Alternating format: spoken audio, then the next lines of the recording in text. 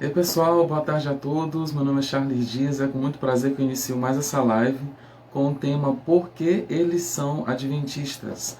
Eu vou colocar o tema aqui para quem for chegando já ir se situando sobre o nosso assunto. Eu vou dialogar com meu amigo Jefferson César, Jefferson Carvalho. Ele já está aqui entre nós. Eliana, bem-vinda. E hoje nós iremos dialogar a respeito dessa temática. Por que eles são adventistas? Cristãos, adventistas, em quem eles creem, qual a forma em que eles conduzem o culto e os hábitos alimentares, também o estilo de vida que eles têm, como eles comungam, enfim, iremos conhecer mais a respeito do sábado, que é uma tônica nesse momento. As pessoas têm muitas dúvidas a respeito de como os adventistas se comportam no sábado, o que eles têm que fazer, o que não devem fazer, o que podem fazer, enfim. Muitas pessoas têm dúvidas a respeito, mas às vezes não têm acesso a alguém que seja adventista e que possa explicar isso de forma clara. E aqui você vai ter a oportunidade de entender, você pode mandar a sua dúvida e nós estaremos respondendo aqui. O Jefferson de prontidão aceitou esse convite, desde já eu agradeço. E toda sorte de bênção, Jefferson, sobre a tua vida. O Jefferson, gente, ele está fazendo curso de teologia, mas o Jefferson é um estudioso constante, é um estudioso ali muito empenhado. Ele se esmera muito em conhecer mais a Bíblia. Ele é muito dedicado, esforçado. Eu sei disso, falo disso com força, com propriedade, porque eu convivi com ele, não como adventista, mas eu convivi com ele no contexto de trabalho, e eu já conhecia o Jefferson porque ele era meu vizinho. Então, eu tinha um contato, sabia quem era, mas não tinha muita aproximação. Com o passar dos anos, eu fui encontrar ele no contexto profissional. Então eu tive a oportunidade de conhecer essa pessoa gigante.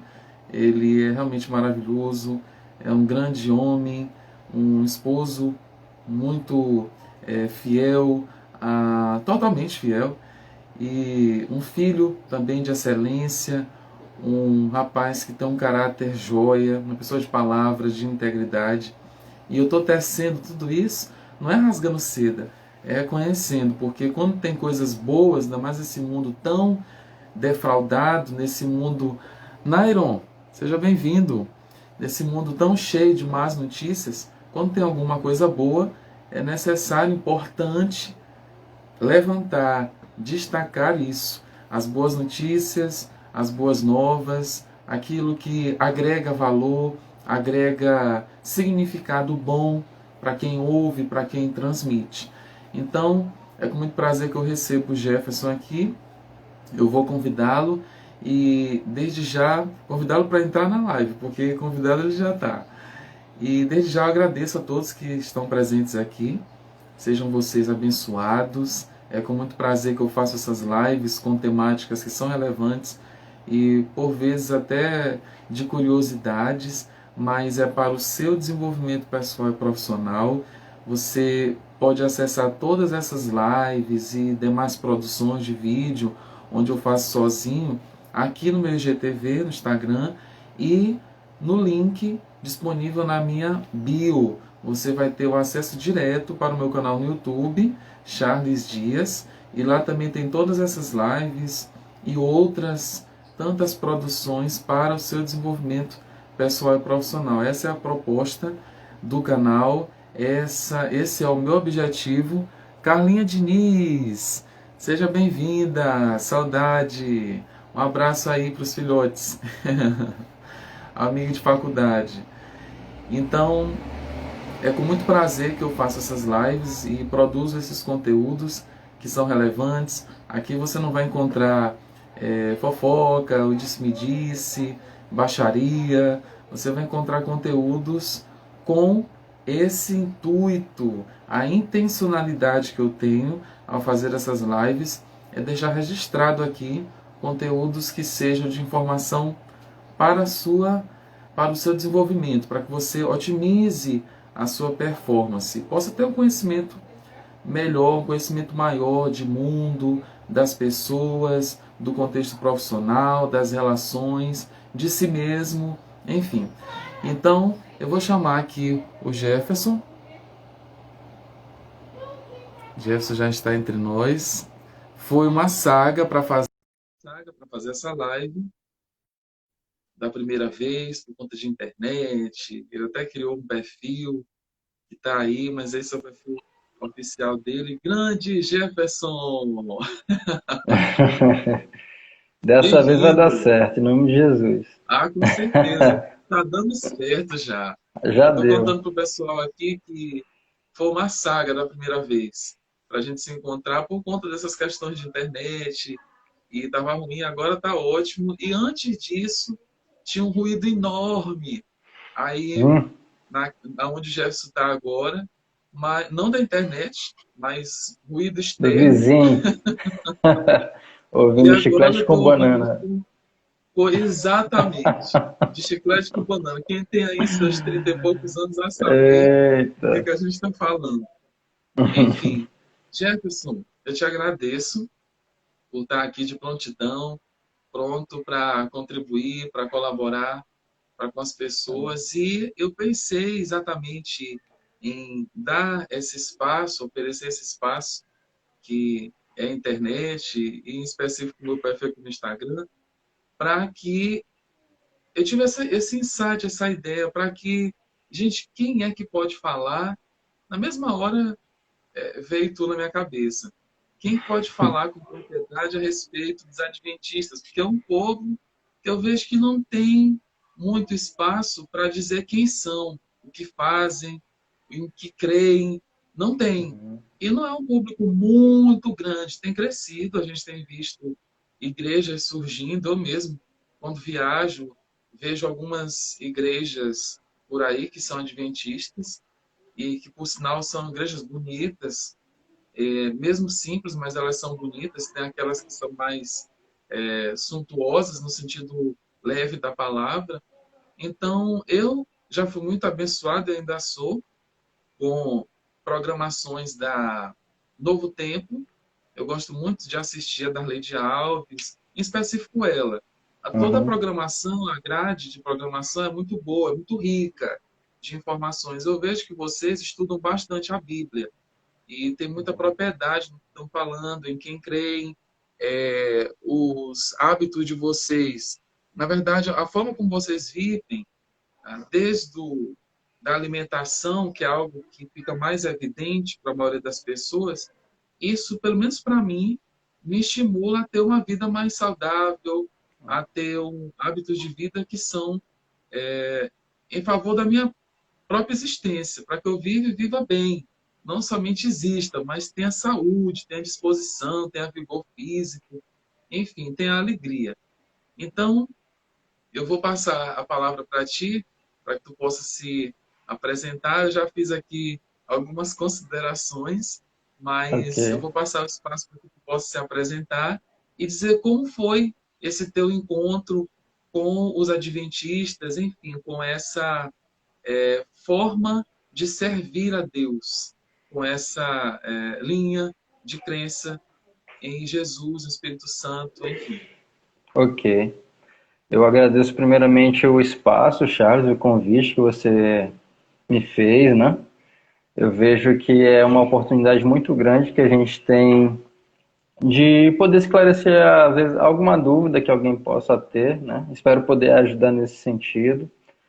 E, assim, o que eu posso dizer, para não ser algo muito longo e cansativo, vamos resumir aqui de forma mais simples, mas eu não sou, como tu bem sabes, né? Eu não sou adventista de berço, não nasci na igreja adventista, na verdade eu não nasci nem sequer em um lar evangélico, e eu fui conhecer o evangelho, independente de denominação, aos 14 anos de idade, através do nosso amigo em comum, Estevão Bruno, o seu pai que hoje é pastor, o pastor Samuel, né?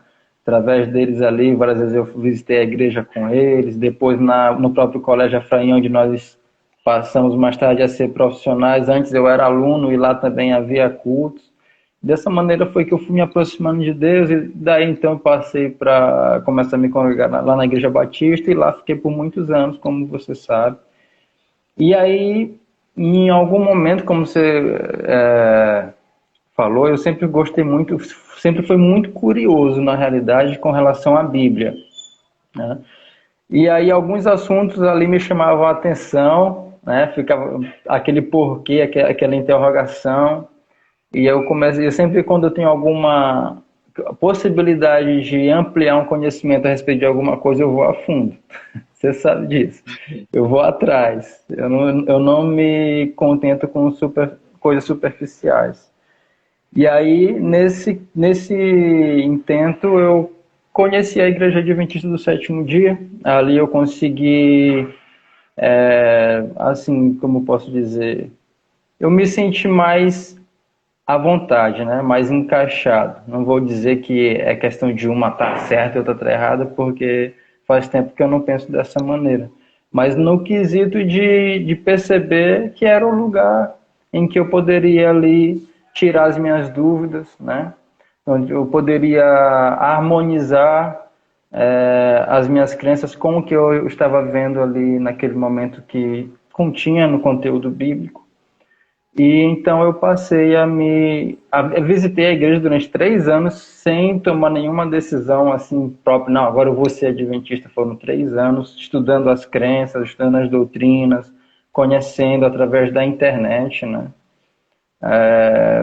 Programações, assim como você falou, eu tive contato ali também com algumas programações da Novo Tempo, como o programa Na Mira da Verdade, que foi um dos que mais me chamou a atenção, do jornalista Leandro Quadros, programa Arena do Futuro, do pastor Luiz Gonçalves, e outros que têm conteúdo teológico bem massivo. E daí, então, depois de 3 anos, eu decidi me tornar um adventista do sétimo dia, escolha da qual eu não me arrependo até hoje, graças a Deus. É o lugar onde eu me encontrei, vamos dizer assim, né? Entendi. E Jefferson, o teu processo de adaptação, porque a gente, para quem está assistindo agora e vai ver depois essa live gravada, a gente foi, eu ainda sou batistão, né? Batistão do alto da cabeça até a planta dos pés. Sou Uhum. bem assim, desinibido e tal. Esse jeito batista de ser, batista nacional, bem descolado.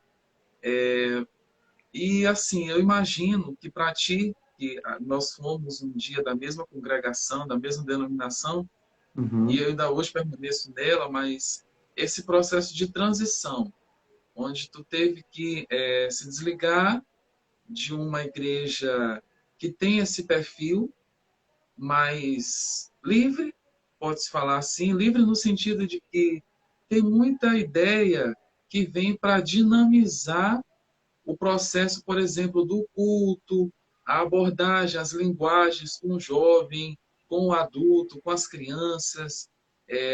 Tem muita atividade para entreter as pessoas.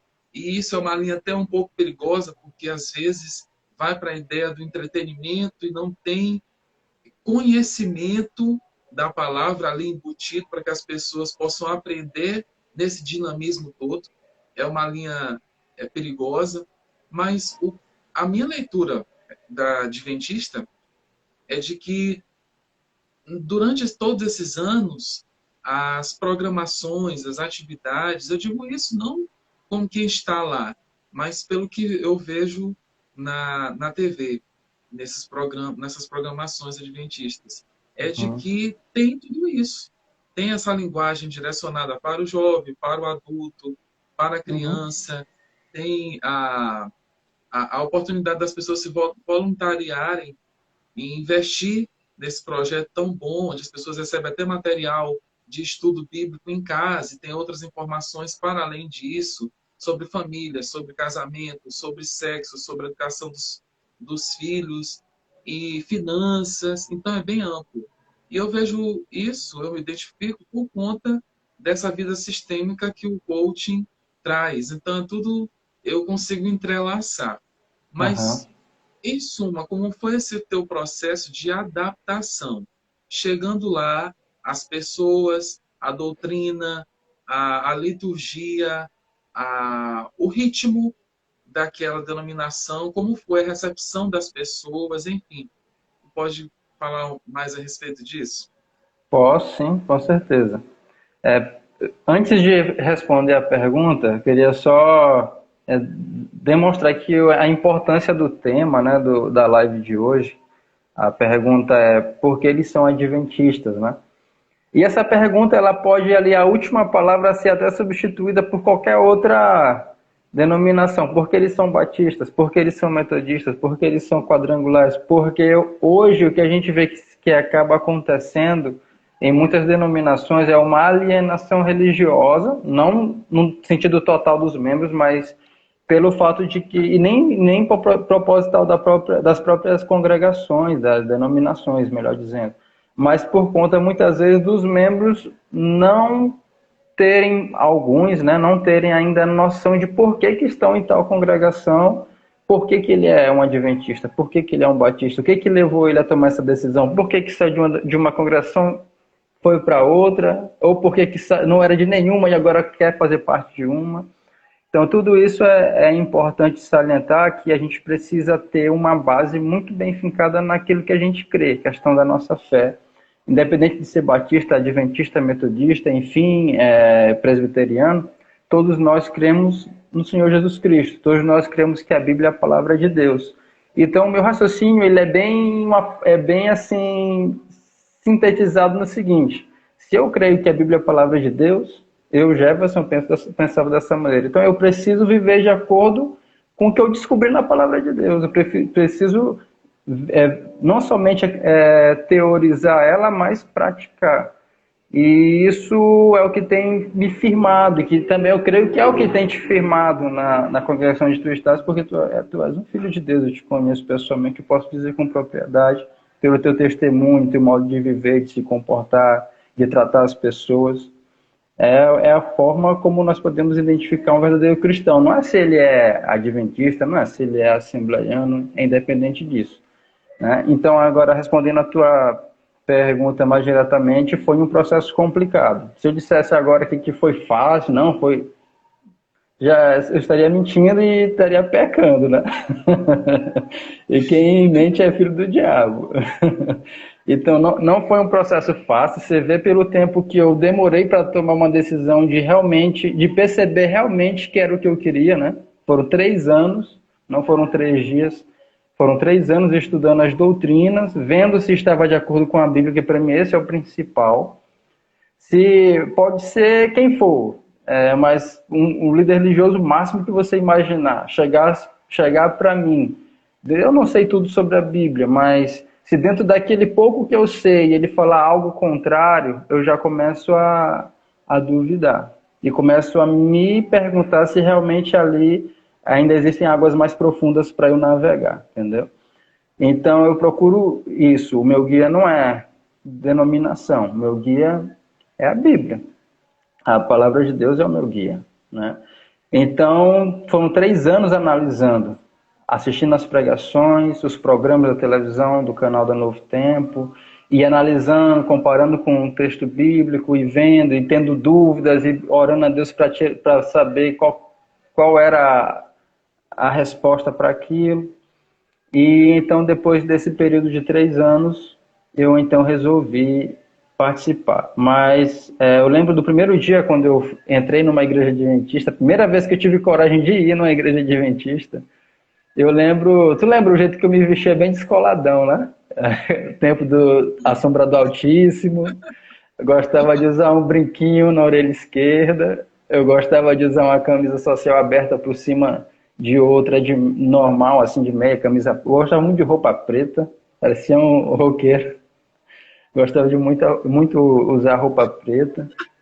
E aí eu cheguei na igreja nesse naipe, né? E a igreja... E são 2 estilos diferentes. A Batista, ela é uma igreja mais... Como que eu posso dizer? Mais, assim...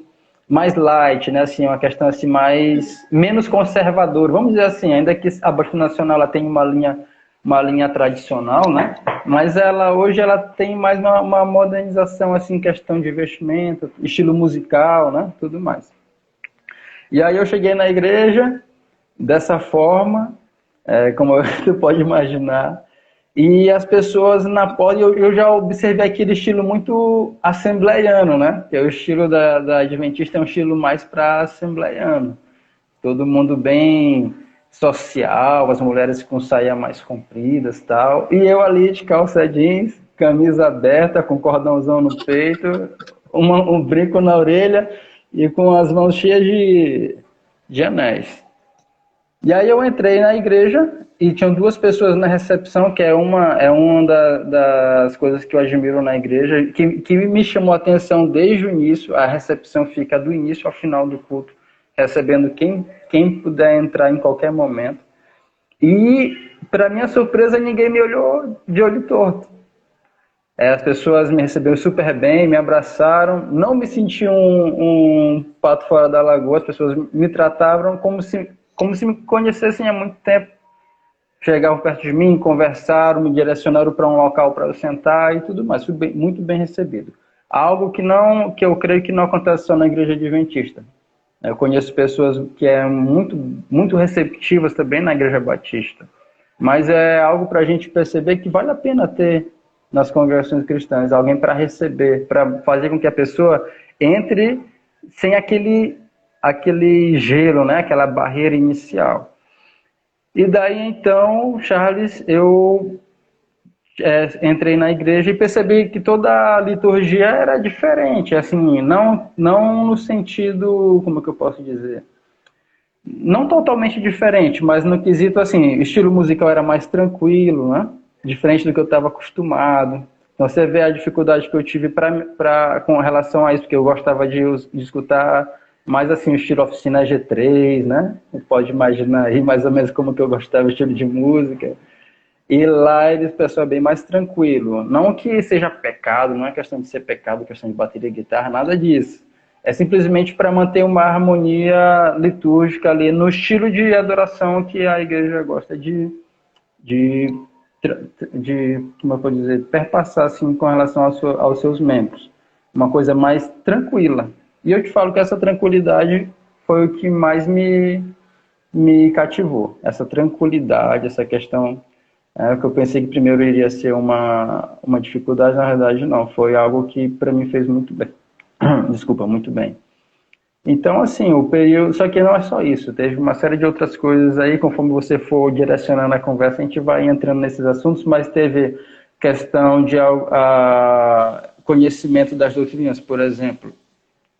Antes, eu tinha uma ideia que, muitas vezes é uma ideia que muitas pessoas têm, às vezes não é nem por maldade, na verdade, na maioria das vezes não é por maldade, eu sei porque eu já pensei assim um dia, e muitas vezes ela quer tirar essa dúvida, que eu vou dizer agora, mas ela não sabe como chegar e falar sem ofender. Mas, por exemplo, alguém pode perguntar assim, Jefferson, mas e aí? Mas a Igreja Adventista ela é uma seita ou não é uma seita? Por muito tempo eu pensava que era, como eu falei, alienação muitas vezes, né, religiosa. Por ouvir alguém dizer, alguém que tem influência ali, que vai e diz, e você vai e só repete sem saber nem o que está dizendo. E eu, por muitos anos, infelizmente, fui uma pessoa assim. Eu achava que a Igreja Adventista era uma seita, mas nunca me passava pela cabeça pesquisar por mim mesmo e descobrir, né? A gente sabe que seita, no caso, é uma rotulação, por mais que a palavra no dicionário ela não seja algo pejorativo, né? Simplesmente está ali falando sobre um pensamento filosófico ou religioso de um grupo específico.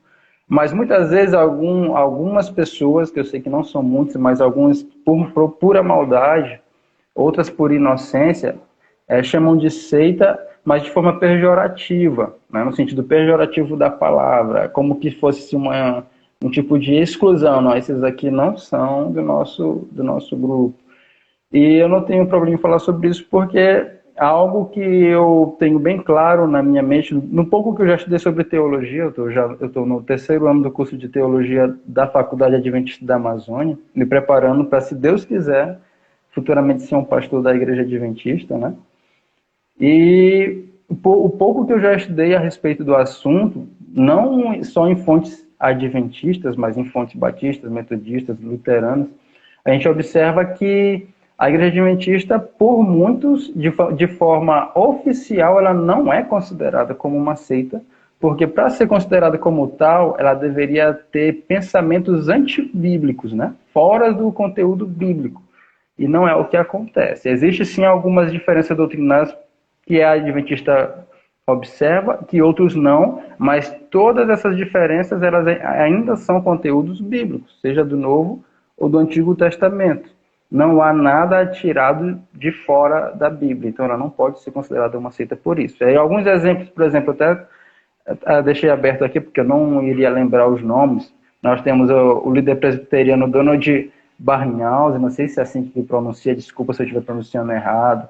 O teólogo batista Walter Martin, o anglicano Geoffrey Paxton, e também tem um relatório das conversações bilaterais entre a Federação Mundial Luterana e a Igreja Adventista do Sétimo Dia, que aconteceu entre 94 e 98, onde sugere que os luteranos não tratem a Igreja Adventista do Sétimo Dia como uma seita, mas como uma igreja livre, uma comunhão mundial cristã.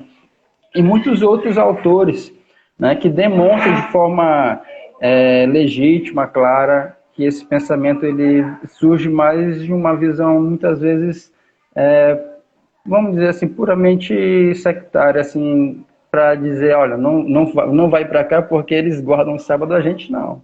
Não te aproxima deles porque eles não comem carne de porco e a gente come. Então tem uma série de coisas. Mas, por ser pensamentos bíblicos, muitas vezes a gente precisa tomar cuidado com esse tipo de rotulação. E aí eu posso citar agora sim alguns, para aqueles que são mais sinceros, nesse grupo de pessoas, a maioria que achava que era uma seita e quer saber mais a respeito, já que eu disse que não é, você pode pesquisar o livro Questões sobre Doutrinas, da editora, da Casa Publicadora Brasileira. Questões sobre Doutrinas fala abertamente sobre todas as 28 doutrinas da Igreja Adventista. Você vai poder lá tirar as dúvidas de maneira mais abrangente, porque aqui a live ela vai durar em média 1 hora, né, Charles? 1 hora e 20, não sei. Sim. Então não dá para eu falar sobre tudo, mas eu vou citar algumas literaturas. Você lê Questões sobre Doutrinas, da CPB, você leia também o Nisto Cremos, que são o livro com as 28 doutrinas, a declaração das 28 crenças da Igreja Adventista como um todo, de forma oficial. E você vai poder observar lá que não existe nenhuma crença fora da curva com relação ao que se diz daquilo que está na Bíblia, né? Porque a gente sabe que existem muitos conteúdos bíblicos que não são muitas vezes explorados por algum motivo. Talvez porque a pessoa tem um outro tipo de interpretação, ela não observa daquela maneira, então ela prefere não guardar, como é no caso do sábado, que a gente vai já entrar nesse assunto, né? E assim, para deixar bem claro, como a gente sabe que a questão que vai ser mais abrangente que essa questão da lei, do sábado, primeira coisa, nós adventistas não guardamos o sábado para ser salvo. E nem achamos que qualquer pessoa vai se perder simplesmente por não guardar o sábado. Esse já é um tipo de pensamento errado. E muitas vezes as pessoas pensam dessa maneira por culpa nossa. Como eu disse no início, muitas pessoas que são adventistas ou batistas ou de outra congregação, muitas vezes, infelizmente, não sabem da razão da sua fé, porque acham que teologia é só para quem está estudando para ser pastor, né? Charles sabe muito bem disso, eu já era muito envolvido com questão teológica muito antes de pensar em ser pastor. Eu já gostava de estudar a Bíblia, de pesquisar, de escrever a respeito de alguns assuntos bíblicos, de ir atrás de algumas questões. Sempre gostei disso. E isso não é só para pastores, não é só para líderes. Então fica aqui meu apelo para você, que é um cristão independente de denominação, que você possa saber da razão da sua fé. Isso quem pede antes de mim são os apóstolos e o próprio Jesus. Porque vai chegar momentos da sua vida que você vai precisar dizer por que você é um cristão. Esquece a questão de denominação, batista, enfim, adventista. Esquece isso, mas você vai precisar um dia dizer por que você é cristão. As pessoas vão pedir razão da sua fé. Aí você não vai poder dizer, não, eu sou cristão porque meu pai é. Eu sou cristão porque A minha namorada era e eu tive que ir para a igreja junto com ela. Não, você precisa saber qual é a sua base. Você precisa dar razão daquilo que você acredita. E muitas pessoas pensam dessa maneira porque muitos adventistas, infelizmente, passam essa visão por não saberem da razão da sua fé. Muitas vezes falta o simples estudo da palavra de Deus, simples estudo da questão ali da sua própria teologia, da sua doutrina, e aí acaba vendo isso. Nós guardamos os mandamentos simplesmente como uma forma de demonstrar quem somos, não, como posso dizer, não guardamos os mandamentos para ser salvo, nós guardamos os mandamentos porque fomos salvos por esse Deus e Ele nos deu esses mandamentos porque Ele nos quer bem. Então nós precisamos buscar. Eu creio que nada daquilo que Deus nos pede para fazer é para nos fazer mal, seja qual for o tempo, né? Seja lá no Antigo ou no Novo Testamento, tudo que Ele quer é nos salvar. Para isso Ele escreveu a Bíblia. Então não vai fazer mal algum, muito pelo contrário, vai fazer bem. Jefferson, eu percebo muito que há uma falta de respeito, uma falta de consideração no próprio meio, que eu vou dizer, o contexto religioso. Essas diferenças, porque eu acredito o seguinte, Jefferson, ninguém está 100% certo. E quando eu falo 100% certo, é no sentido de querer se impor e colocar a goela abaixo do outro, o que eu Aquilo que acredito, o que eu acredita. penso, o que eu quero, o meu desejo, a minha vontade e a minha história de vida o outro tem que aceitar. Não, eu me lembro de, logo quando tu fizeste a mudança, uma pessoa veio até mim e disse assim, nossa, porque a gente era do mesmo ministério, como já Aham. se falou aqui do Senhor do Altíssimo, Ministério de Louvor, então a gente quase vira uma dupla aí sertaneja. E, não, a gente está brincando, dupla Ia ser sertaneja a gente tipo, não é ia não, ia ser ser dupla de louvor. tipo, ia ser tipo Bruno e Marrone, né? Que Marrone só dubla, eu ia ficar só Eu acho dublando que não, também. Jefferson. Eu acho que não, porque um cara que é inclinado pro pop rock e tu pro rock, a gente não ia ir pro sertanejo. Eu acredito que não. Mas Não. a gente poderia ser, né? Poderia ser uma dupla. Agora a questão é que teve uma pessoa que veio até mim e disse assim, Charles, mas tu não. Porque na ocasião eu era o líder do ministério. Então, assim, a pessoa veio e disse assim, Charles, tu deveria ter convencido ele a não fazer uma coisa dessa. Tu, como líder, tu tinha que ter convencido ele a não ir. Eu disse, não, isso não é meu trabalho. Porque o trabalho de convencer o homem acerca do que for, do pecado, da justiça, tudo isso, o direcionamento, quem dá é Deus, e a pessoa tem certeza de pedir, que ouviu Deus dizendo vá para lá, ou ela tomou uma decisão, porque nem sempre Deus vai sobre tudo. Ele vai dizer assim, só vai por aqui, porque se tu for por ali, a coisa vai piorar para ti. Então, por exemplo, escolher simples no meu dia a dia. Arroz ou lentilha? Eu não preciso ficar perguntando todo dia para Deus se tem que comer arroz ou lentilha. Penso eu, Charles. Eu posso comer um ou outro. Eu acredito que o que Deus quer é que eu não exagere em nada. Que eu viva com equilíbrio. Eu acredito que isso é parte da vida abundante. Mas um outro ponto, Jefferson, é que não tem esse respeito.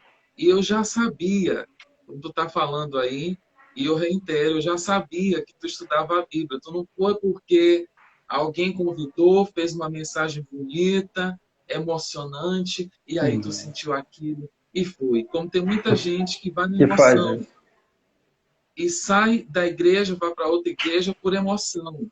Elas ouviram uma mensagem boa, elas lá na igreja dela que convidaram tem ar-condicionado, a música é boa, tem uma acústica legal e foram bem recebidas, tudo certo. As pessoas têm uma mensagem que amacia, acaricia o ego, elas vão.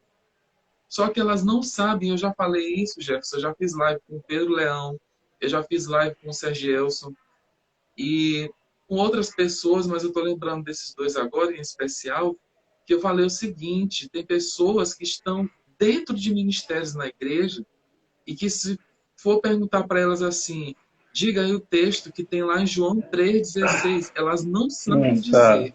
não sabe. Elas têm vergonha de orar, faz aquela Orar em pessoas público, de Deus me livre. ministério. Não ora. não tem ensino.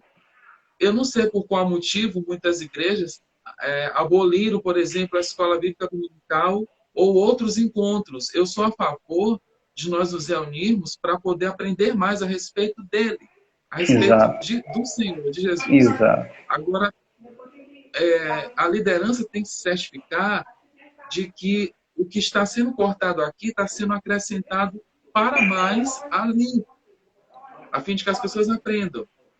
Porque até mesmo, por exemplo, na Batista, tem, não todas, mas tem muitas igrejas aí que estão na visão celular. Agora a questão é, por que da visão celular? O princípio inicial Uhum.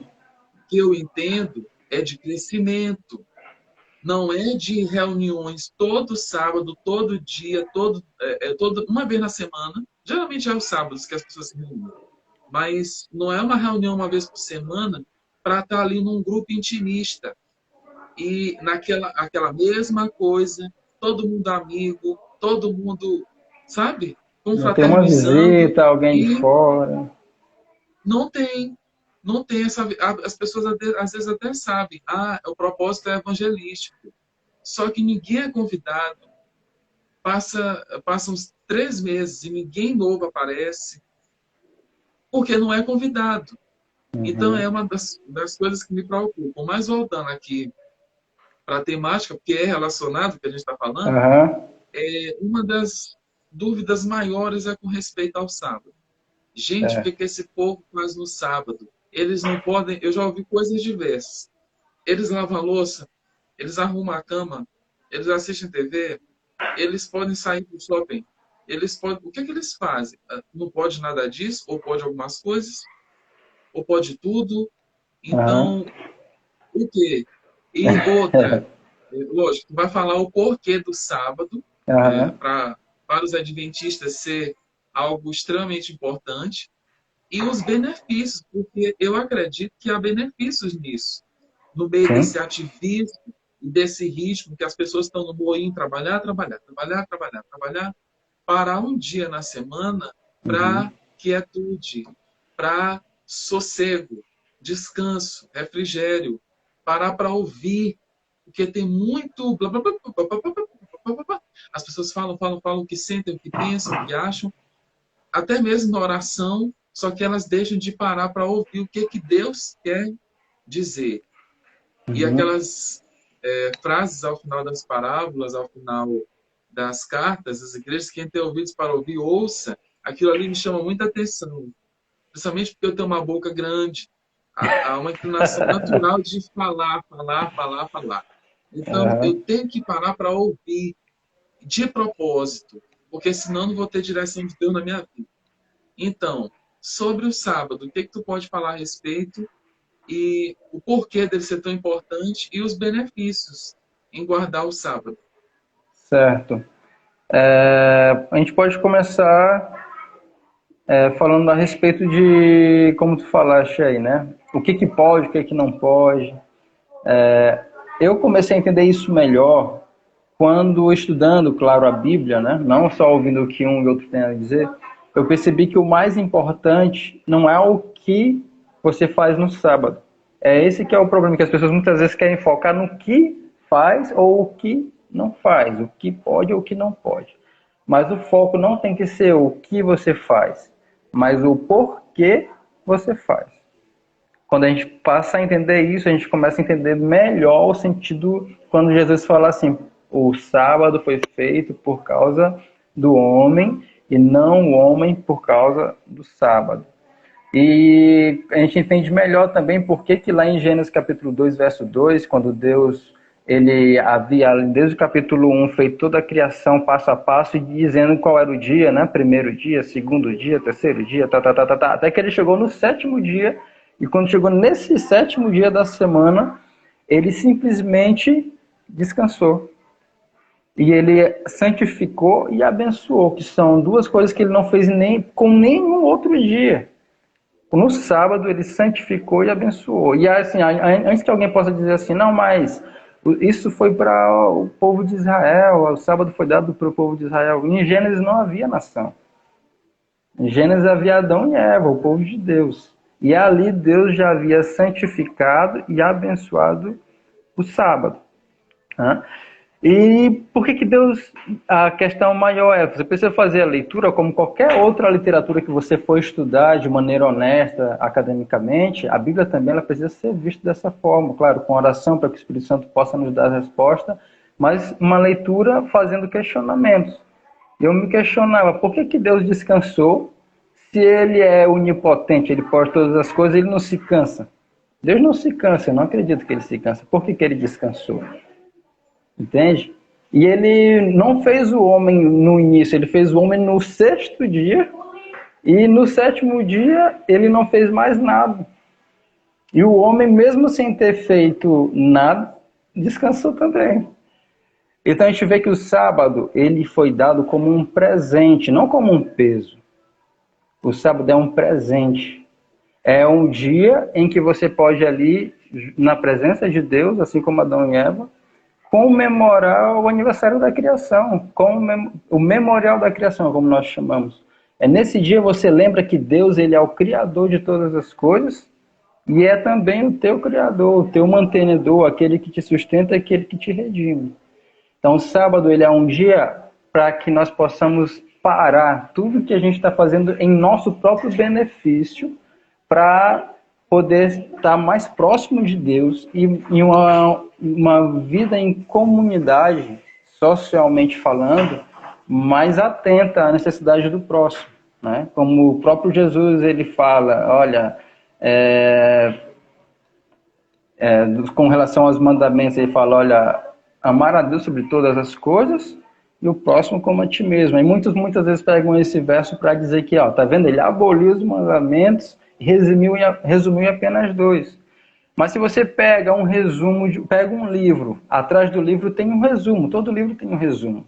Você vai ler o resumo, você vai ver o que tem ali de mais chamativo para que você possa agora fazer o quê? Ler o livro. Você não vai simplesmente ler o resumo do livro e dizer, não, agora para mim já está suficiente, não vou nem comprar esse livro porque eu já sei tudo que tem nele. Você não sabe. Você ali está apenas ali um gostinho para te chamar a atenção, para você ficar atento. Foi o que Jesus fez. Ele demonstrou a essência da lei. Ele falou que a lei ela se resume em amor a Deus e amor ao próximo.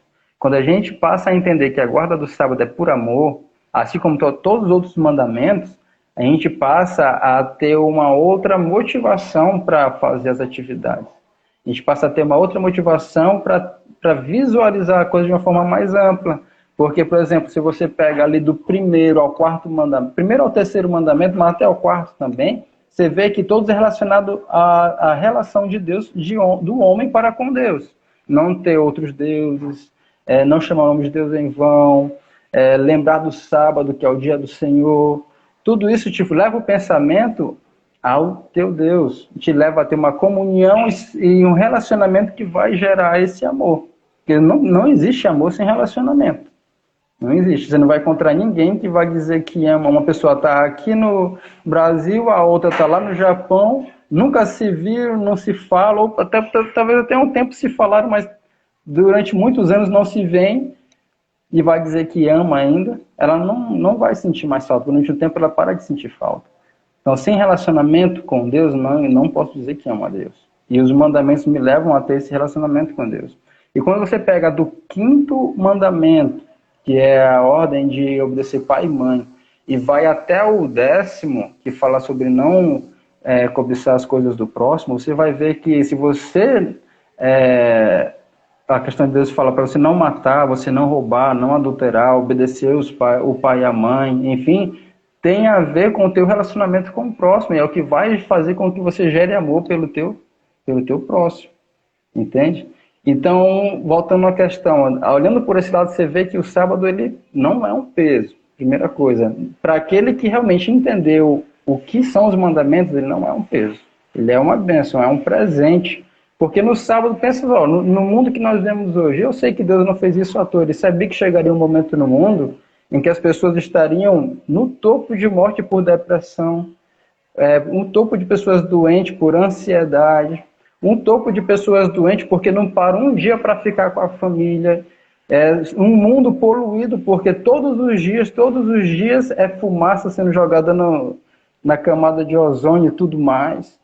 Então, Deus ele separou esse dia para ser um dia de refrigério, um dia de descanso para o homem e para o planeta, entendeu? Esse é o dia da família instituído por Deus, não por ser humano nenhum, o sábado.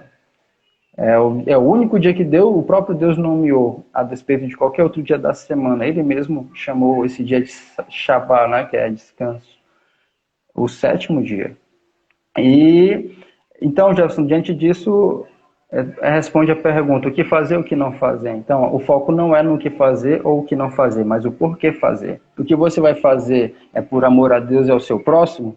Então, faça no sábado. O que você vai fazer é simplesmente por egocentrismo? Então, não faça no sábado. Entendeu? A questão é só isso. Ah, eu olhei Jefferson indo ali num comércio no dia de sábado fazer compras. E aí, tá errado ou tá certo? Depende. Por que ele foi no sábado, no dia de sábado, fazer compras? Jefferson chegou de viagem em uma cidade, tá falando de mim na terceira pessoa. Chega de viagem numa cidade onde ele não conhece ninguém. E naquele momento ali, por algum, sei lá, o avião atrasou, não era para chegar no sábado, mas chegou. Pode acontecer vários imprevistos. E aí, naquele momento ali, ele não tinha... ele viu alguém ali que precisava de alguma coisa, ou ele mesmo não tinha nada para comer naquele momento, e precisou comprar. E aí, tá quebrando ou não está quebrando? Aí entra as questões que muitas vezes os fariseus não entendiam. Porque a vida ela é mais importante para Deus do que qualquer outra coisa. Só que aquilo que você pôde fazer durante 6 dias e não fez por negligência, e você pega e faz no sábado, você não está desculpado diante disso por conta disso. Você sabia que poderia ter sido feito. A exemplo do povo de Israel lá no Egito, por exemplo. Quantas vezes, na verdade, no episódio do maná, o maná caía todos os dias na quantidade certa que eles precisavam receber. Está em Êxodo esse relato. E quando chegava na sexta-feira, o sexto dia que antecedia o sábado, o maná caía dobrado. O relato está contando isso da maneira como eu estou falando aqui, né? E aí, só que o que acontece? Eles pegavam de sexta, se eles pegassem qualquer outro dia, o maná dobrado do primeiro dia da semana até o quinto, se eles pegassem a mais do que eles precisavam, estragava. Mas quando chegava na sexta, eles pegavam para a sexta e pegavam para o sábado, no outro dia o maná estava perfeito. Então qual é a lição? A lição é o seguinte: Deus separou o sétimo dia para descanso, para que nós possamos ter o senso de relacionamento mais aguçado, para que nós possamos não perder o nosso amor pelo próximo e por Deus. Porque se a gente ficasse nessa frenesidade intensa que é o mundo hoje, todo mundo assim, o que ia acontecer é que o amor de todos esfriaria. De todos. Porque todos iam estar se preocupando apenas consigo mesmo o tempo inteiro. Mas lá no Novo Testamento, eu não lembro agora qual livro, mas fala, o apóstolo, se não me engano, eu não me lembro agora quem foi o apóstolo, não vou falar de cabeça, mas o texto fala o seguinte, que o amor de quase todos se esfriaria. Né? Deus ele deixa uma ressalva para que nós possamos lembrar de que seja o que for que nós vamos fazer ou deixamos de fazer, tem que ser por amor. O apóstolo Paulo diz, ainda que eu falasse a língua dos anjos, dos homens, sem amor eu nada seria. Então, é isso. Então, a questão é, resumindo até frustrando alguma pergunta que poderia ser feita, a questão, e aí, e os policiais, e o bombeiro, e os médicos? A questão é, por que está sendo feito a atividade? Ela é necessária para a vida? Se não for feito naquele dia, ela poderia ter sido feito antes, se fosse algo realmente intrínseco, que precisa ser feito no sábado. Se não for feito, alguém vai perecer por isso, então tem que ser feito, porque o sábado é feito por causa do homem, e não o homem por causa do sábado. A vida para Deus é que é o importante, e o sábado foi feito justamente para isso, para que o homem possa ter uma vida com mais qualidade. Você vê que existem pesquisas, Charles, pode pesquisar depois na internet, você vai ver pesquisas que demonstram que os guardadores do sábado possuem um índice muito menor de depressão no meio deles. um índice muito menor de pessoas que sofrem de ansiedade, entendeu? Por conta de um tempo, aquele período de tempo que eles tiram para repouso, para descanso. E fora que a questão de que nós passamos a ser mais sensíveis às necessidades das outras pessoas com relação a isso. Não quer dizer que em outro dia você não precise ter. Só que a questão é que em outros dias você vai dividir a sua atenção com outras coisas pessoais. Você precisa ganhar a sua manutenção, cuidar questões profissionais, acadêmicas, tudo mais, família. Mas Deus, ele faz questão de um dia que você esteja ali em inteiramente ligação com ele e com as necessidades do próximo. Não sei se responde Entendi. tudo, mas se tiver faltando alguma coisa, pode falar.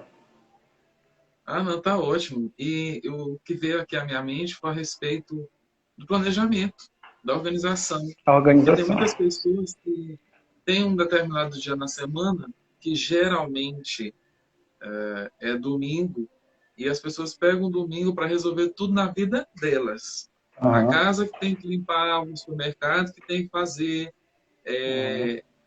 as coisas que tem que marcar, que tem que separar para manter, outras para jogar fora. Então, elas se planejam em torno de si. Aham. Elas não fazem, elas não se organizam para dizer assim, tal dia, já que eu separo para o Senhor, eu vou, lógico, dedicar minha vida a me importar com o próximo, com a necessidade do outro. Só que Uhum. tem muitas pessoas que não guardam nada, nem o próprio corpo, nada no tempo, e elas embatem. Eu acredito, Jefferson, que essas pessoas que são muito incisivas em querer bater de frente, porque o adventista é isso, porque o assembleano é aquilo, porque o batista, porque o católico, o presbiteriano. Essas pessoas que batem de frente, principalmente que se dizem cristãs, elas têm um problema sério. Elas têm um problema sério porque elas não estão vivendo de acordo com o cristianismo real, com aquilo que Jesus Cristo deixou para nós. Geralmente pessoas que questionam muito a respeito de algo que Deus tenha deixado e ficam pensando assim, mas e se isso? E se aquilo? É pecado? Não é pecado? Essas pessoas se questionam demais. A ideia que passa às vezes é de que elas querem uma brechinha para fazer aquilo que elas já estão no desejo de querer fazer. E Exato. se justificar, pegar o texto bíblico e dizer assim, não, mas aqui está dito isso. É. Então, colocando isso contra Deus, como se Deus É. ficasse numa arapuca com a gente. Deus Uhum. nunca ficará em arapuca. Deus ele não Verdade. fica refém da nossa desobediência. E tem um texto que vem aqui à minha cabeça, acho que está em João, eu não sou muito bom de referência, não. Mas ele diz assim, se você me ama, você me obedecerá. Ele não diz assim, se você me obedecer, eu te amarei. Ele já está decidido a amar. Ele vai me amar, eu obedecendo ou desobedecendo. Agora, a Exato. minha prova de amor por Deus é quando eu o obedeço. E Sim. eu o obedeço sem ficar questionando ou condicionando. Vou te obedecer se. Não. Tudo que ele me diz para fazer vai cooperar para o meu bem. Mesmo Exato. a minha ignorância, se eu agir por ignorância, falta de sabedoria, se eu cooperar com Deus, lógico, eu vou colher o que eu plantei, as consequências do Uhum. que eu fiz, mas isso vai cooperar para o meu bem. Então, eu acredito que vai em torno disso. E outra, é uma frase célebre: se eu não sirvo para servir, eu não sirvo para coisa nenhuma. Sim. Quer dizer, que legado que eu deixo?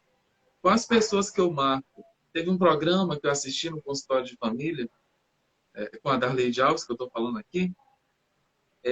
Teve uma pessoa que ela entrevistou, não estou recordando agora o nome, mas ela é frequente lá. Ela contou um pouco do testemunho dela e tal, e ao final essa convidada disse assim, se eu morrer hoje, que marca eu deixo? Uhum. E eu já falei isso em alguns vídeos que eu tenho lá no meu canal no YouTube. Se eu morrer hoje, se tu morrer hoje, Jeff, se a gente morre já já, que marca que a gente deixa? Eu espero que dê tempo de salvar a live. Eu espero, porque a gente não sabe. A gente não sabe o Verdade. que vai acontecer daqui a pouco, a gente não sabe. Não é porque nós Uhum. somos jovens, nós somos bonitos, nós somos saudáveis, que a gente não possa ter findado aqui, ou daqui a pouco, nossas vidas. Agora, Uhum. quem que eu marquei? Que legado que eu deixei? A quem que eu impactei? Eu sou influência para quê? Então, eu vejo o sábado dentro dessa tua explicação, nessa perspectiva de que o sábado é um dia em que eu tenho a oportunidade de ser luz, de ser Exato, sal. Eu tenho a exato. oportunidade de ajudar alguém. Eu tenho a oportunidade de crescer como humano, como ser humano. Eu tenho a oportunidade de repensar meus hábitos É alimentares, exatamente isso. meu comportamento. Eu tenho a oportunidade de desfrutar do meu casamento, dos meus filhos. Exato. Eu estou falando isso de forma geral, porque eu não sou casado nem tenho filho.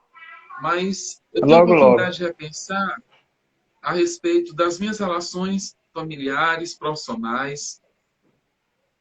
Eu posso parar para isso. Tem pessoas que só estão no moinho da vida. E você pode Elas não descansar estão mentalmente pensando. e fisicamente nesse dia. Exatamente. Exatamente. Jefferson, agora mudando de assunto, mas continuando Aham, na temática, Ellen White. Gente, aham. quem é Ellen White? Porque eu penso, já é Ellen White, Ellen White, Ellen White. Quem é essa mulher? Ah, eles creem nela. Eles não creem em Jesus. Ou Jesus é meio, primeiro é ela. Já ouvi tudo, de tudo a respeito. E eu Uhum. vejo que não é coerente dizer que ela é a primeira, Jesus é o segundo. Até porque Jesus, o Senhor, não cabe no segundo, nem no terceiro, nem no quarto lugar. Ou o primeiro lugar é de Deus, ou ele não ocupa posição nenhuma, porque a glória Nenhuma. dele não é consignada, nem emprestada, nem dada. Ele não divide a Aham. glória dele com ninguém. Mas, como tem um desequilíbrio para muitas pessoas em relação a quem é Ellen White e a importância dela, e também, tu pode até mencionar alguns livros, algumas literaturas que ela deixou, que tem Sim. muito conteúdo bom. Quem é essa mulher? Ok. Qual a importância dela para os adventistas, para o mundo de maneira geral? O que essa mulher escreveu, quais foram as temáticas? Ela Uhum. viveu na década de 90, 80, ou é mais lá para trás, antes de Freud? Quem é? De onde veio e qual a importância dela? Beleza. É, quando as pessoas que estão tendo acesso a essa live, e até você mesmo, Charles, quando for ler lá o livro que eu citei, principalmente o Nisto Cremos, que quando fala sobre as 28 doutrinas adventistas, vocês vão perceber que a grande maioria das doutrinas que a igreja adventista defende são defendidas por as demais denominações evangélicas, cristãs, melhor dizendo, são defendidas, né? A diferença é em algumas poucas que estão na Bíblia, mas que nem todos têm a mesma visão a respeito do assunto. Por exemplo, a gente pode ter aqui, até separei aqui para mostrar, mas a questão da inconsciência da morte, né? Porque nós cremos na inconsciência da pessoa que morre, não que a pessoa ela é atenta e vê tudo que está acontecendo por aqui.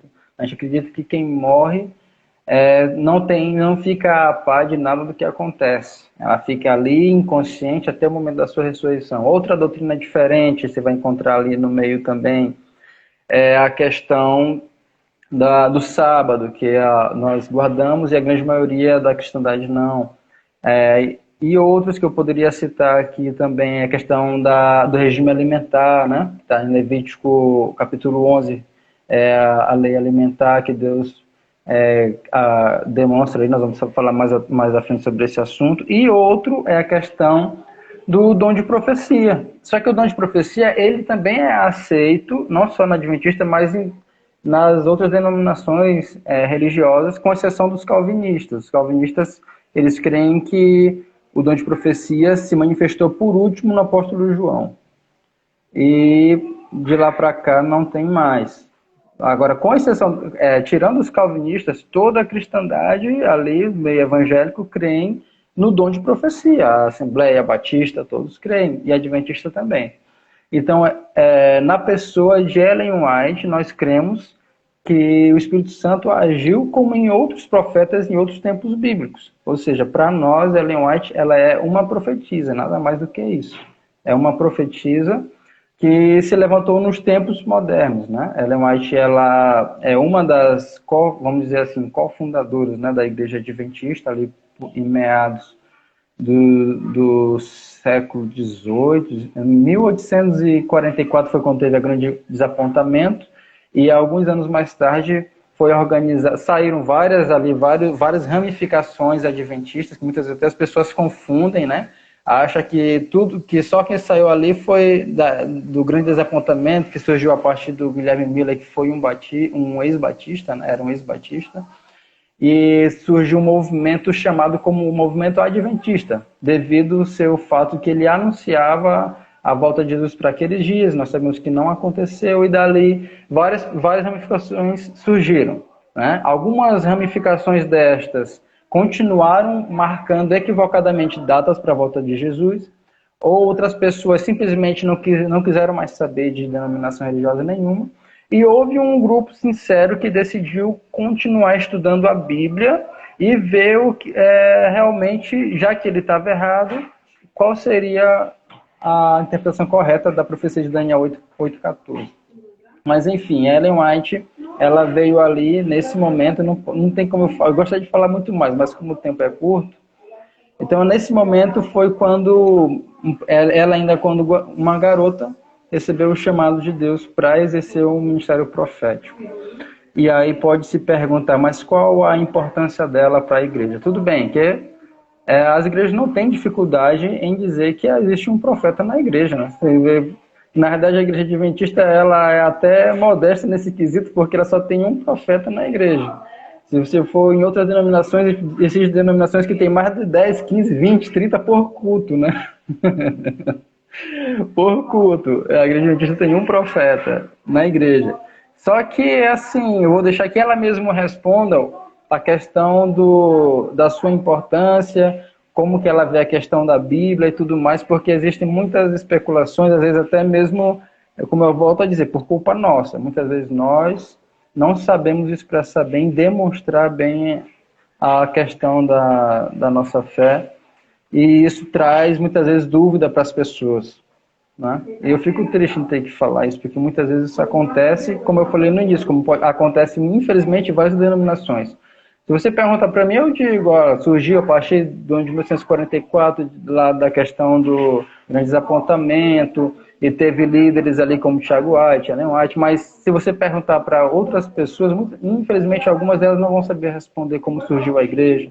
Assim como se eu perguntar para muitos batistas, não vão saber dizer de onde surgiu a igreja batista, em que ano, quando foi organizada. Não vai saber. Então, Ellen White, como profetisa, ela tem uma única função: levar o povo à Bíblia. Essa é a função, simples e clara. Qual era a função de Isaías?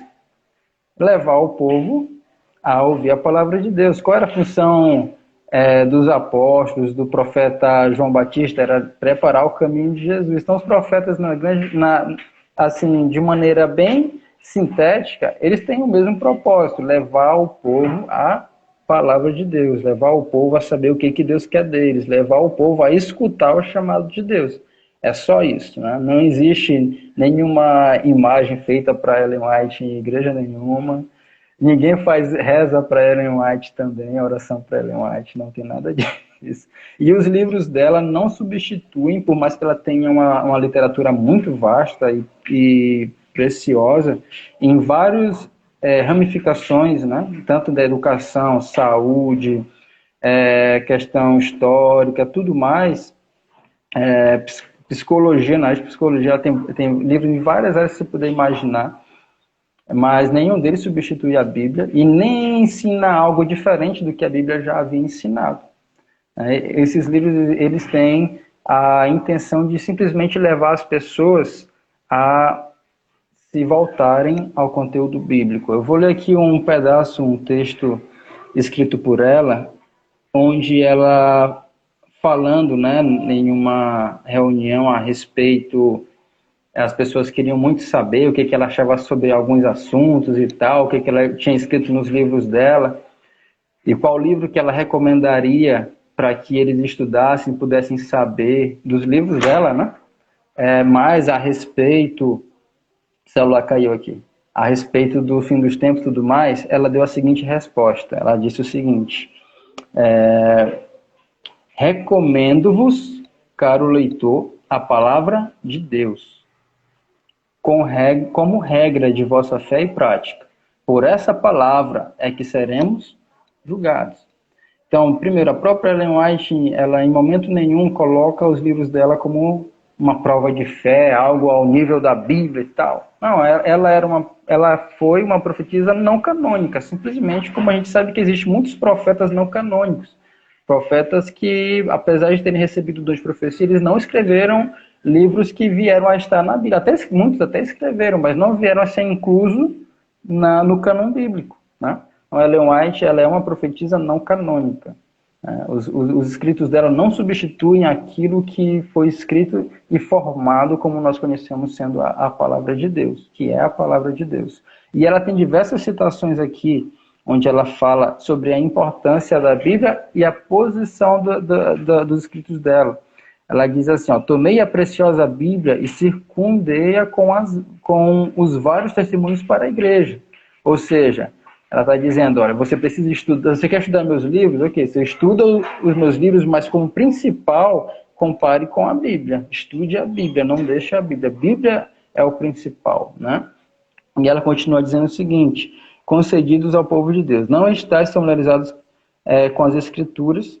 Se tivéssemos feito a palavra de Deus objeto de estudo regular, com o desejo de alcançar os padrões bíblicos e de atingir a perfeição cristã, não teria havido necessidade dos testemunhos. O que ela está dizendo aqui? Ela está dizendo o seguinte, olha, se as pessoas lessem a Bíblia como deveriam ler, buscassem entender a Bíblia como deveriam buscar e dessem para ela a importância que ela precisa ter, eu não precisaria ter escrito nenhum livro para tentar levar as pessoas a quererem a se aproximar mais da Bíblia.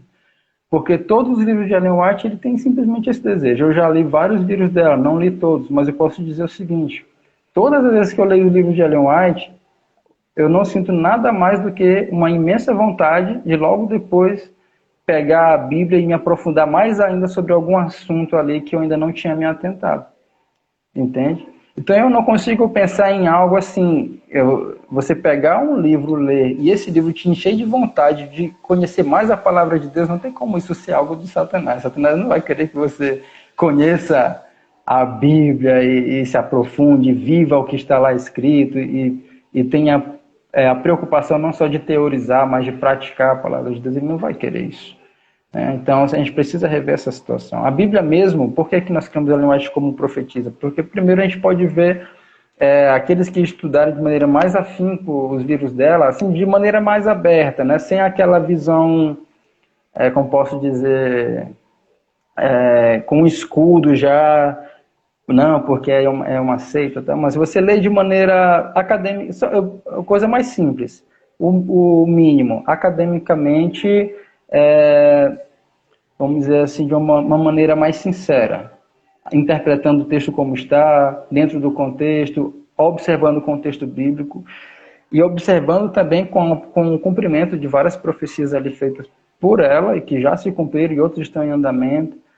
Você vai ver que não tem como uma menina, na idade dela, com 12 anos de idade, ela sofreu um acidente, ela pegou uma pedrada no nariz, que ela ficou em coma por vários dias, e indebilitada a ponto de não ter conseguido nem sequer terminar o ensino fundamental dela. Ela não terminou.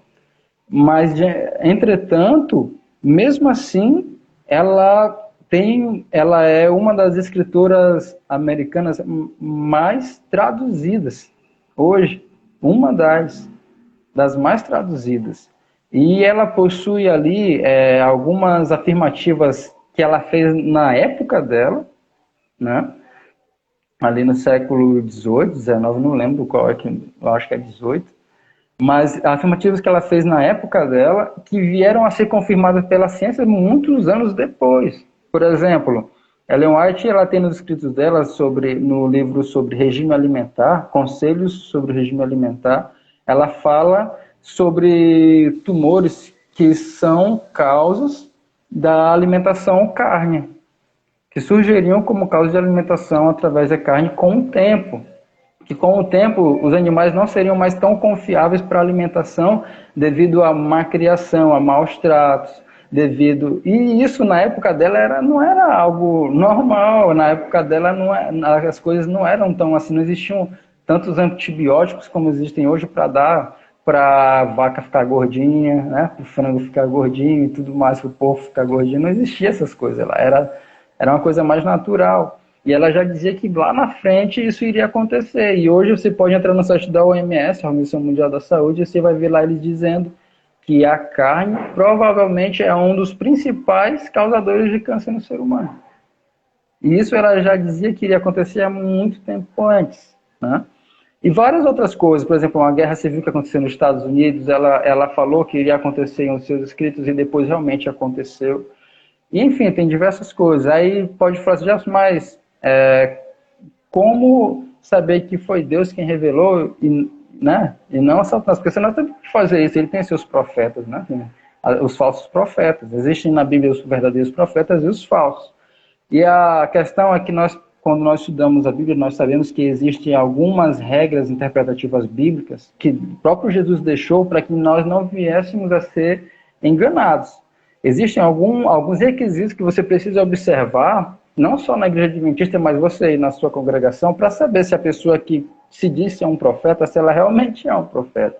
Por exemplo, o texto bíblico fala assim, de acordo com as escrituras, né? Tem que falar de acordo com os profetas e a lei. Se não falarem assim, jamais verão a alva. O que isso quer dizer? Primeiro, o profeta ele tem que os seus escritos, as suas mensagens têm que ser de acordo com a palavra de Deus. Se existe algo que o profeta diz que é contra o que a Bíblia ensina, descarta que não é profeta. Só que outro sinal, não é só esse. Você precisa também saber se o profeta aceita a Jesus como sendo filho de Deus que veio em carne. Isso não está no Antigo Testamento, está no Novo Testamento. É um dos requisitos. O profeta precisa reconhecer o Senhor Jesus Cristo como sendo o próprio Deus que veio em carne. Se existem profetas que dizem serem profetas, mas que não creem na divindade de Cristo, não é um verdadeiro profeta. É a questão também de testemunho, né? Jesus fala, pelos frutos vos conhecereis. Então, precisa analisar. O cara, ele prega bonito, diz que viu o fim do mundo acontecendo, mas aí você chega na casa dele e pega ele batendo na esposa. Que profeta é esse? É um verdadeiro profeta? Porque a Bíblia fala que pelos frutos vos conhecereis. Então você precisa conhecer o testemunho dele, como que é a sua forma de tratar as pessoas. São coisas simples, você observa quem é a pessoa. A minha mãe ela sempre dizia assim, já só antes de casar, tu tem que observar como que a tua esposa trata a mãe dela. Porque do jeito que ela tratar a mãe dela, ela vai te tratar. Ou como que ela trata o pai dela. Porque do jeito que ela tratar o pai dela, é quem ela é de verdade. Então você conhece uma pessoa, se ela é de Deus, se ela não é, se é um profeta ou se não é porque escreve bonito, ou porque é inteligente, não é por isso. Mas principalmente o seu modo de se comportar. Se é uma pessoa humilde, que ama o próximo, que busca os bons costumes, que se preocupa em cumprir as coisas de acordo com o que a Bíblia ensina. Então, esse é o verdadeiro profeta. Né? Precisa ter esses quesitos. E Ellen White, se você for pesquisar, for ver direitinho, vai ver que na vida dela não há nada que abone a sua conduta. Foi uma pessoa íntegra, reta, que os seus livros, não existe nenhum livro, quando lido, como eu falo, né, de uma forma sincera e leal, né, academicamente, sem tirar o texto do contexto, observando o tempo em que ela viveu, que ela estava inserida, a sua cultura, a linguagem de antes, a linguagem que é usada hoje, que existem essas defasações, né? Se você observar e ser cuidadoso em estudar, você vai perceber que os seus escritos são de acordo com a palavra de Deus e vai perceber que na vida dela, todos os sinais que ela demonstrou é de acordo com os requisitos para um verdadeiro profeta. Não há nada que abone ali essa conduta, entendeu? Agora, certo que eu sei que existem alguns exageros, como eu falei, infelizmente, mesmo dentro da Igreja Adventista, existem alguns membros que infelizmente não buscam se aprofundar mais, estudar mais, né? Essas questões e acabam muitas vezes até passando impressões erradas pelo seu testemunho. Existem algumas pessoas que têm uma ideia de que os adventistas acreditam que só eles vão ser salvos porque eles guardam sábado, por exemplo. Isso não é verdade. Você pode entrar no site oficial da igreja, você pode acompanhar as pregações dos pastores da igreja, você vai perceber que isso não é verdade. A igreja adventista, de maneira nenhuma, lá ensina a respeito de exclusivismo. Na realidade, a gente sabe que não, né? Então, a gente precisa ser mais cuidadoso, né? Quando eu falo a gente, agora estou relacionando a nós, adventistas, na forma, e a você, adventista que está assistindo essa live, que vai assistir, você precisa ser mais cuidadoso da maneira que expressar a sua fé, né? Estudar mais para ver se realmente a forma que você aprendeu é realmente o pensamento oficial da igreja, porque essas coisas muitas vezes deixam muitas dúvidas. Pode falar, Charles. Jefferson, eu sou do tipo que eu retenho o que é bom. E as leituras que vêm, alguma coisa que eu não concorde, eu deixo aquilo ali de lado e retenho aquilo que vai agregar alguma coisa para mim. O que Uhum. acontece com muitas pessoas é que elas não querem estudar, elas não querem refletir, pensar e desenvolver inteligência. Então, o que elas fazem? Elas pegam o texto, tiram do contexto e transformam em pretexto para Uhum. poder entrar em conflito e brigar com alguém e se sentirem superiores. Viu como eu estava certo? Então, o orgulho pairando. E Sim. eu lembrei agora aqui que Jesus ele nos chamou de ovelhas. E eu já ouvi várias pessoas dizendo que ovelha é um dos animais mais burros do mundo, mais tontos. Elas não vão a qualquer lugar, não fazem muita coisa ou qualquer coisa se não tiver ali um pastor para estar guiando. Ainda tem Isso. aquelas teimosas, tem que quebrar a pata para poder depois acordar. Ah, eu tenho que seguir ele porque senão eu vou me dar mal. E eu vejo dessa forma. Eu vejo que as pessoas elas não querem estudar a Bíblia, elas querem tudo pronto, elas Uhum. querem ir ao domingo na igreja, ou elas acham que a presença delas na igreja está fortalecendo elas no sentido do conhecimento de quem é Deus, do que Ele faz, enfim, os atributos dele, quando na verdade às vezes elas estão ouvindo mensagens que nem agregando conhecimento não estão. Elas não são Exato. seletivas, elas não param para ouvir ninguém e têm uma atitude de resistência, de preconceito, de julgamento, de falta de respeito para com o outro. Gente, o Uhum. Jefferson, ele continua meu amigo, apesar de, eu não vou nem usar apesar de, ele continua meu amigo, é adventista e não vai deixar, ele não vai deixar de ser meu amigo por causa disso. Não E tem eu continuo porquê. amigo do Jefferson, sendo batista. E eu acredito que ninguém está 100% certo. E algo pessoal, algo que eu penso, que se a gente fosse. Eu estou falando as pessoas que são cristãs de modo geral. Se a gente fosse mais humilde, acho que nem denominação a gente teria. Eu tenho Pois essa é. impressão. Porque a gente poderia conviver em paz, com tranquilidade, sem ficar querendo subjugar o outro e provar que está certo, enfim. Então, Uhum. tirar essa resistência, essa atitude inflexível, intolerante e começar a reter o que é bom. Tem Então, coisas que eu concordo, como tem coisas que eu discordo, em muitas linhas da religião e denominações diferentes, ah, mas eu foco no que é bom. Por exemplo, os nossos irmãos assembleanos. Eu sou muito grato a todos eles, porque 98 ou 95 das igrejas que eu fui cantar e que a gente algumas vezes foi junto, a maioria delas foi a Assembleia de Deus. É uma igreja que foi. tem uma porta aberta, as pessoas Até podem hoje se eu prego em desenvolver Assembleia de ali. Deus, chefe. Olha Até aí, hoje eu até prego. hoje. Então, Ah, tem lugares que estão com uma cabeça. Isso não significa dizer, porque as pessoas que são inflexíveis, intolerantes, desrespeitosas, elas falam assim: nossa, se abriu para o adventista, se o assembleano fez isso, a assembleia está perdida. Ou então, se abriu o batista, se o batista foi para a assembleia já não está como era antes, está degringolando. Não, não é isso não. É porque tem pessoas que têm propriedade no que estão falando e tudo que elas falam está de acordo com a palavra de Deus. Exato, Então, essas pessoas têm as portas abertas. Deus, ele vai abrindo as portas e as pessoas vão criando exato. oportunidade. Então, Jefferson, diga. Opa! Não, só para concluir a questão do escrito de Ellen White, né? De uma maneira bem exemplar, assim, um exemplo para deixar uma coisa mais alegórica, assim, para a gente entender de que maneira que esses livros nos levam a ter o desejo de ler a palavra de Deus.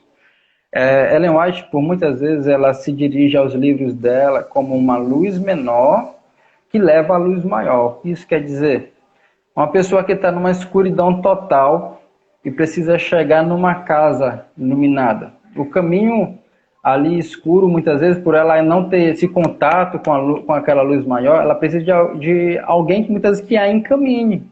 É como eu e tu, por exemplo, muitas vezes a gente encontra alguém na rua, um bêbado, alguém ali que não, de outra forma não iria para a igreja, não leria a Bíblia, e você vai lá e pega essa pessoa e leva. Foi a forma que a Ellen White encontrou de poder levar não só uma, mas várias pessoas, né, a ter esse contato com a Bíblia. Ela escreveu ali, claro que muitos conteúdos ali interessantíssimos, mas todos de acordo com a palavra de Deus. É como se o livro de Ellen White, pronto, aqui um exemplo bem legal, é como se fosse uma lupa que te ajudasse a enxergar as entrelinhas de um documento extenso, entendeu?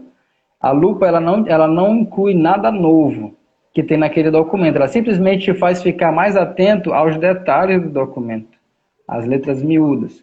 Então, os livros de Ellen White, eu falo isso por experiência própria, já li muitos livros dela, e eu percebo muitas vezes alguns detalhes lá que às vezes eu fico até meio incrédulo. Eu penso, isso aqui está na Bíblia?